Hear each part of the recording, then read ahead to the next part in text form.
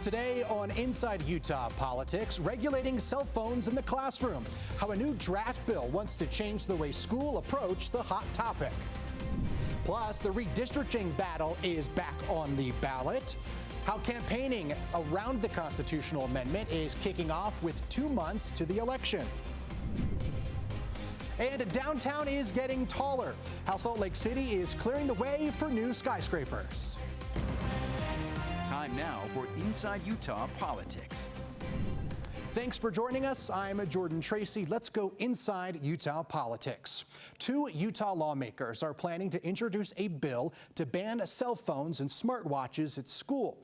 They made the announcement this week at Granger High School in West Valley City, where phones are already banned. The draft bill would allow certain exceptions. Students could use phones to call for help in an emergency or if they have a special accommodation. Districts could also choose to opt out of the policy. But the sponsors insist something needs to be done to control tech in the classroom. The learning environment is no longer as focused as it was. Distractions are too present, and cell phones, especially internet-enabled cell phones, smartphones with social media, are damaging to the learning environment. The bill would also allot money for school districts to buy things like lockable pouches to store phones. This policy won't be considered until the next legislative session in January. Joining us now, we have Emily Bell McCormick. She's the founder and president of the Policy Project. They've partnered with those lawmakers to work on this bill. Emily, welcome inside Utah Politics. Thanks for having me. Thanks for being here, and we're excited to talk about this. Obviously a hot button issue with cell phones in the class, but let's start with the Policy Project. For folks who might not know or need a reminder, tell us a little bit about your work. I know we've covered some of your work before about combating child abuse and working to put menstrual products in school bathrooms across the state. So tell us a little bit about what you guys do. Yeah, so good. So we are just a 501c3 nonprofit organization. We're really here to do as much good as humanly possible in as short a period of time. So we use policy as kind of a basis for that. You know, we really look at trying to solve issues upstream and make sure it impacts as many people as possible. So like you said, getting those period products in schools, making sure that every high school in the state has teen resource centers for kids who might be experiencing extreme poverty, those kinds of things, and really just taking a look at what's happening in Utah and kind of trying to keep the long vision on how to make things better. Awesome. So let's talk about these cell phones. Now, it's a hot button topic. When I was going through school, I was just starting to get a cell phone, like the first couple of cell phones into school.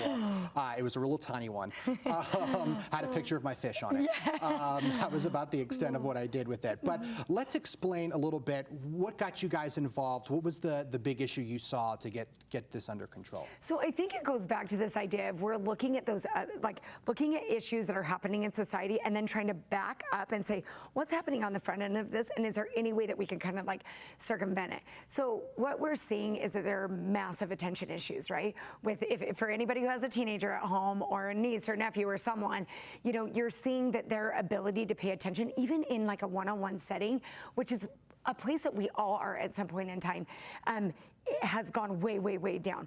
And that is manifesting in the classroom. I mean, we are seeing, the issue is so interesting because it's like, you know, we're looking at it and it's like kids get 237 notifications a day. So think about that. Like your phone is going off 237 times. It's not stopping while you're in the classroom. And up until now, Utah has not had a standard for this, right? It's kind of just been whatever, whatever happens. And so what we're seeing now is like, this is actually hurting our future workforce. This is going to make it more difficult for these kids to graduate from school, to really have gained knowledge. We know that for especially a certain group of kids, their test scores have gone down by 15%. I mean, it's having real impact in their lives, not only academically, also like socially, just being able to talk to someone one-on-one, and of course, like emotionally and how they feel about themselves. Was there a blueprint for this bill? Did you guys see something from somewhere else and say, here's a path that we could take with this policy? Okay, well, this is what I'm so pumped about. There are many states who have started to do this, right? Some are red, some are blue. We're a red state. So it's been cool to see like, okay, how are they implementing? Now, what I think is that we're gonna do it better. better, you know, and I say that because in Utah, we're very interested because we have, you know, urban and we have rural, we have suburban. We really are interested in this idea of local control. Like people here know what they want, they know what their population needs, and we always want to like honor and respect that when we're working on policy issues in the state. And so one thing that we're excited about is we basically just took the current standard and flipped it. So instead of saying like, hey, doesn't matter, like whatever any school wants to do, they can do, right? Instead of doing that, we're just flipping it and saying, hey, the default in the state of Utah is no cell phones in schools, right? That's a default. You can bring it to school, you just don't get to use it, right? And so we're flipping the standard to that, but also saying that individual local education agencies or school districts, you know, schools can say, hey, that doesn't work for our community, so we're gonna vote and do something different. So that's kind of the exciting thing about it. I think what will happen is that Utah will actually become a model for future states that wanna implement this policy. Who is involved in the stakeholders talking about this? Because, you know, I'm not a parent. But if I try to take a parent's perspective, a lot of kids have phones for emergency purposes. I know when I was in school, the reason why I had a cell phone was my school wasn't close to home, so I needed people to come pick me up. I had after-school activities. And, you know, there's kind of a peace of mind that your child can contact you if something is going wrong during the day. So who was involved in this decision? What have you heard from parents, either the pushback or support for this? Yeah, this has been that's a great question, and it's an interesting issue because you've got people all over, right? It's not a partied issue very much, right? It's something that all parents have an interest in. They're wanting to talk about it. They're wanting to know. You've got the majority of parents, the vast majority. We ran a study, just our organization, and about 86% of parents support, you know, putting something into schools that says, hey, no cell phones, at least in the classroom. Now, you bring up good points about these concerns about safety and frankly about like just accommodations and ease of life, right? Like cell phones I am a parent, and cell phones make my life easier because I can text my kid and be like, get out here right now, I'm here to pick you up for a dentist appointment. Exactly. Come on, exactly. Where are you? You know, those kinds of things that you're just like, okay, I'm trying to get them. And so I think some of those, we're gonna have to sacrifice a little bit of convenience to have a massive impact in our kids' lives. So some of the conveniences will go away. Now, when you bring up safety, that's one that we're hearing about a little bit more. We got a lot of parents, you know, it's a different age than when I was in school. We have people concerned about things that they should never have to be concerned about, right? We see horrific stories, you know, at schools across the country, and there's a little bit of peace of mind, you getting a text from your child saying, I'm okay. Yeah. Oh, 100%. So one thing that we're seeing, and we're just looking at, we've just got some research on this that we're delving into right now, but this idea that if there is an extreme emergency, like you're saying, something you'd see in the headlines for a school, right? If you're in the worst case scenario, what's actually more impactful is for an entire classroom with 30 kids, 20 kids, to be looking to the adult in a classroom and doing what they're told to do. It's caused some confusion with kids when they're calling mom or dad, when they're distracted, when they're trying to text someone, where in those high, kind of threatening, vulnerable situations, you need to keep your eye on the ball, and the teacher has been instructed on how to deal with those things. That's very interesting because I know a lot of parents, the main concern is always going to be safety. For sure, yeah. It's always going to be safety. And as it should be, right? Yeah. And so I want to talk about Granger High Schools, where this was announced. They have a policy like this in place. How does it work there at Granger, especially in those scenarios where they have those, you know, potentially putting your phones in like a magnetic pouch? I've been to comedy events where you have to do that because the comedians don't want. So it's kind of interesting to see that now implemented in schools. How does Granger make this work? Yeah, this is interesting. Granger is following a little different model than any other school I know in the state of Utah that has already implemented a policy. What Granger is doing is they actually have a little magnetic pouch where the kids come into the school, they stick their phone in a magnetic pouch, they close it, stick it in their backpack. At the end of the school day, they take their magnetic pouch, scan it, it unlocks it, they take their cell phone home, and they go for the day. Now, our guess is that, number one, that's pretty cost prohibitive. It's Sure. I like it a lot, but it's really cost prohibitive, so that is not likely what most schools are going to see in the state of Utah, but it's working well there. You know, we had a press conference, chatted with the principal, and he just said, I think they were 7 days or something into school, and said, this is going great. You know, there's a little bit of, you know, once in a while a kid's slipping in a fake cell phone, you know, keeping that real. Sure. Hey, kids are smart. We will give them that credit all Fake day cell long. phone, they're putting a potato in there instead or something. Whatever works. Whatever they But generally it's playing Indiana Jones a little bit. Exactly. They got to experiment. But I think generally this has been a really impactful way, and I think we're going to see incredible outcomes for the state of Utah. And just real quickly, any challenges for this to get over the finish line in January that you foresee? Sure, always. I mean, I think this legislative session, there isn't a ton of funding. We had some really well-funded years with the legislature that were really exciting, and we've kind of gone into slimmer years. So I think just making sure we have the full funding available to give, and the funding is just there to give schools an opportunity to get some kind of intervention, like a magnetic pouch, like a locker, whatever, to help their kids kind of be able to learn and pay attention in class. All right, Emily Bell McCormick, the founder and president of the Policy Project, thank you so much for joining us. Thank you so much. All right, folks, we have much more still to come. Still ahead on Inside Utah Politics, controversy over a lawmaker's social media post, while Utah Democrats are accusing Representative Trevor Lee of xenophobia. And coming up, a new push for student loan forgiveness. Here are the Biden administration's latest plans.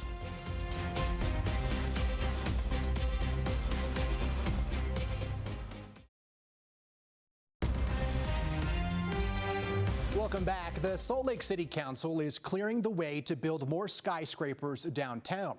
The council passed an amendment to revitalization district around the Delta Center that raised the limit for buildings to pass design review 125 feet to 600.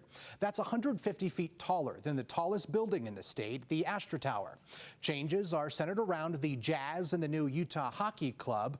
With that may come a 0.5% increase in sales tax for the city to raise the money for the project.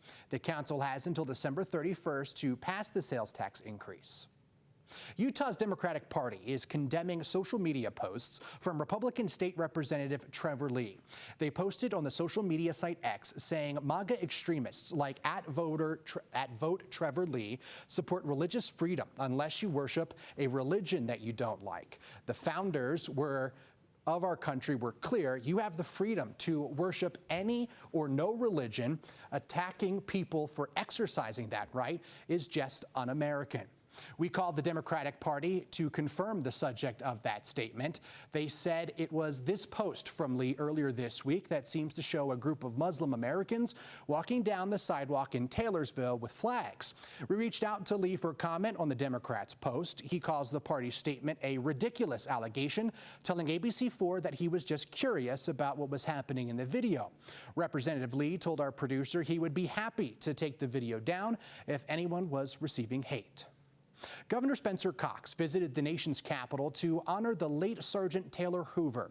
He joined former President Trump and Hoover's family on the 3-year anniversary of the pullout from Afghanistan at the Tomb of the Unknown Soldier and at his gravesite. Sergeant Hoover was killed in a suicide bombing at the Kabul airport in Afghanistan 3 years ago this week. They not only honored the sacrifice of Sergeant Hoover, but 12 others who lost their lives that day. Trump made a point of saying those soldiers should still be alive. We had a celebration of some great people. It was a bloodbath, and it was a horrible thing. The most embarrassing moment in the history of our country. The visit has become the subject of some controversy, though. Staff with the cemetery say there was some sort of altercation between workers on site and the Trump campaign staff over whether they were allowed to take photos in the cemetery. Federal law bans campaign activity in Army national cemeteries. Reached out to Governor Cox's office about this report. They tell us they were unaware of any issues on the day of their visit. Later on, however, the Cox campaign email issued a photo from that event. The Cox campaign sent an apology to supporters that read, in part, quote, "This was not a campaign event and was never intended to be used by the campaign. The email did not go through the proper channels and should not have been sent. Honoring those who serve should never be political. We're committed as we move forward to ensure that we run the best campaign possible, and we'll accomplish that by not politicizing things that shouldn't be politicized." And the Biden administration is inching closer to finalizing a massive student loan relief program. The program is weeks away from being finalized, though, through a formal rulemaking process. Our DC's Raquel Martin has the story. A new attempt at student loan relief for tens of millions of borrowers could be around the corner. We're close. We've been working on this process for more than a year now. James Quall, the U.S. Education Department Undersecretary, says he expects the revamped student debt forgiveness program to be final this fall.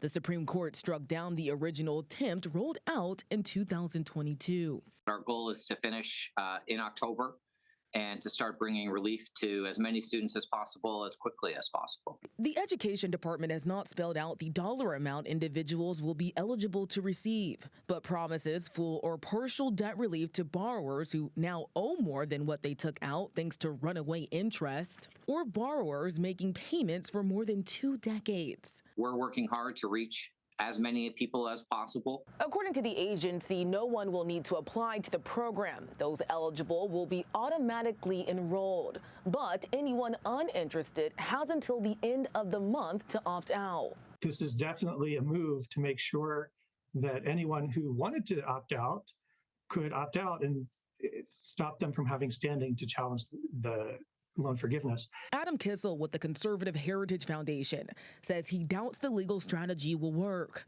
He says the program is illegal. There is no clear authority for the department to suddenly find hundreds of billions of dollars worth of forgiveness authority. Kissel expects swift legal challenges this fall. In Washington, Raquel Martin. The Department of Education could not say exactly what date they may begin forgiving people's loans. The Heritage Foundation predicts that they will try and take action before Election Day. Coming up, a new campaign against the constitutional amendment. How the group behind a push for redistricting is fighting back at the ballot box.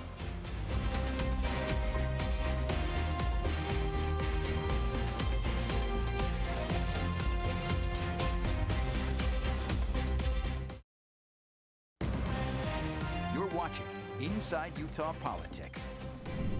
Welcome back. The battle over redistricting is back on the ballot, and the campaigning begins now. We're talking about the constitutional amendment that's on the ballot this November.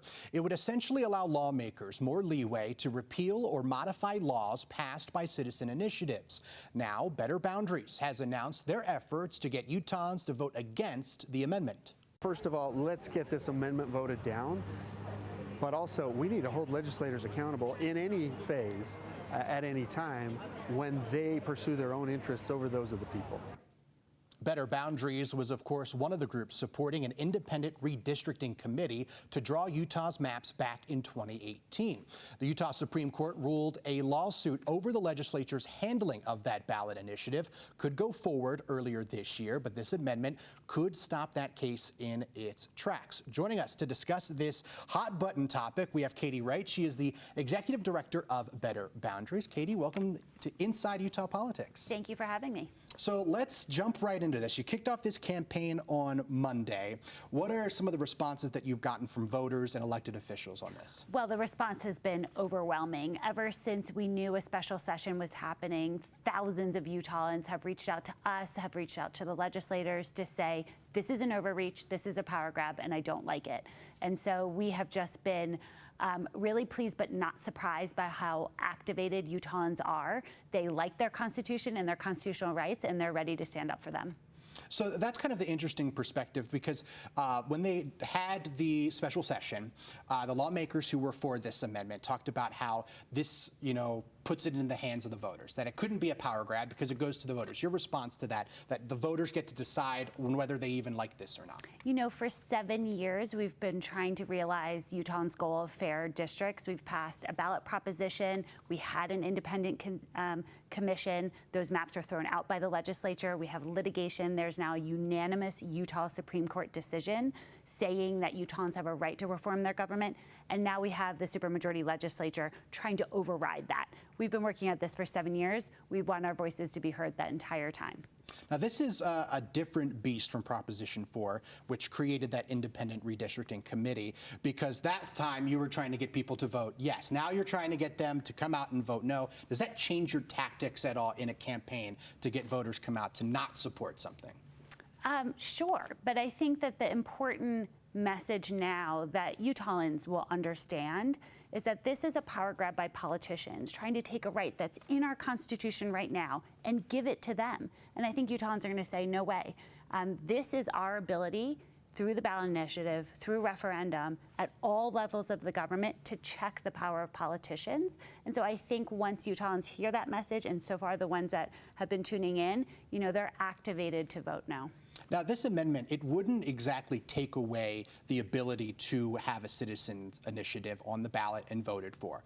But I'm wondering, do you think it then, what it does is take the teeth out of a citizens initiative because lawmakers would then be able to modify or repeal? Is that the argument you're making? It would give the legislature and other levels of government unfettered ability to take a law passed by the majority of Utahns, rip it in half and throw it into the trash can. And that's what people see in this. It gives them unfettered ability. Right now, we have the ability to check them within guardrails, and I think that that's the right balance of power. When you guys started this Better Boundaries initiative with Proposition 4, did you realize then how long this battle would be taking now 6, 7 years later? No, we didn't. I have not been here from the beginning. Certainly, I've always been supportive of it. I have had board members and others who have been involved. I've had people who have gathered signatures for Prop 4 who are still volunteering and advocating and activating. And so it's tremendous to me that Utahns have stayed the course to deliver fair maps, to ensure we have the right to reform our government. I'm very impressed by the resilience of Utah voters. So I want to talk about a part of this constitutional amendment. It also talks about the ability of prohibiting contributions from foreign entities. In the session, there wasn't a definition of foreign at that point. They said that will come in later legislation if this were to pass. But how do you respond to the claims that these are important safeguards as a part of this amendment to make sure, other governments can't get involved in citizen ballot initiatives to try and pass something that maybe is better for someone else and not exactly Utah? Look, I think it's a red herring. Of course, no one wants foreign involvement in our elections. If you keep reading, you see that the legislature is also asking voters to allow them to completely repeal and amend anything that is passed by Utah voters. And I think that's the heart of this, and voters will see through that when they go to vote in November.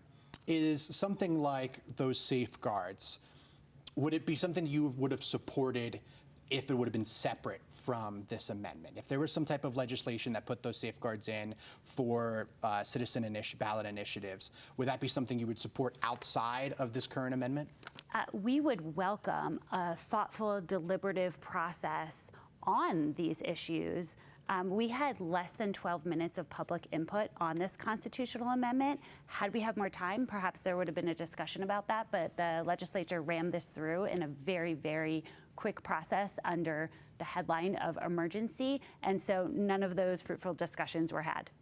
Now, the reason why they claimed it was an emergency is they thought the Supreme Court decision would open the floodgates for more citizens' initiatives to come through. And they used the example of California. They don't want Utah to be California. That's why. Do you agree that that was a cause for an emergency special session? No. Any reading of the unanimous Utah Supreme Court decision shows that it was very narrow. It was very prudent. It put guardrails around how and when the legislature can mess with citizen initiatives, but it absolutely allows for amendment and changes when necessary. So I think any reading of it, and we've heard from retired Supreme Court Justice Chief Christine Durham, that the opinion was narrow. Those guardrails exist right now, and it is unnecessary for us to give additional power to the legislatures. All righty, Katie Wright, Executive Director of Better Boundaries, thank you so much for being inside Utah politics this week. Thank you. I know this is a discussion that will be had all the way through November, so I'm sure we'll speak on this again. I look forward to it. Awesome. Thank you so much for being here, folks. Stay with us. More Inside Utah Politics is coming up after the break. That does it for today's Inside Utah Politics. Don't forget, if you have any local political stories that you'd like to see, make sure to reach out. You can email InsideUtahPolitics@abc4.com. You can also follow along with me on social media, on X @JordanTracyTV, and on Instagram, search for Jordan Tracy. Find ABC4 on social media to follow along no matter where you are. And while you're at it, download the ABC4 News app. We're always on. Thanks, everyone, for being with us. We'll see you next week when we go inside Utah politics.